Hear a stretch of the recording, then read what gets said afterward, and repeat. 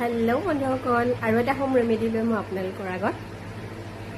আজি এতিয়া যেহেতু গৰম দিন পৰিলে গৰম দিনৰ কাৰণে আমাৰ কি হয় স্কিনটো টেন পৰিছে ন কলা দাগ হৈ যায় যেটো মানে একদম বহি বহি বৰ বেলেগ হৈ যায় মানে এডখৰ জায়গা কলা এডখৰ জায়গা বগা তেনেকুৱা হৈ যায় সেই তাৰ কাৰণে আমি এটা মাস্ক ব্যৱহাৰ কৰিব পাৰো যেটো আমি ঘৰৰ থকা বস্তু দি আমি বনাব পাৰো তাৰ কাৰণে আমি কফি এচামুচ লব পাৰো তাত আমি বেসন দিব পাৰো তাপা হালধি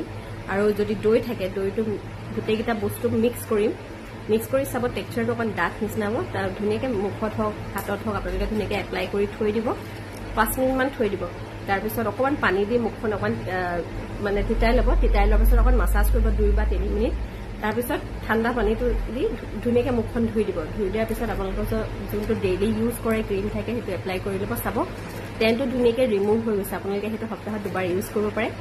আজিলে ইমানেই বাই বাই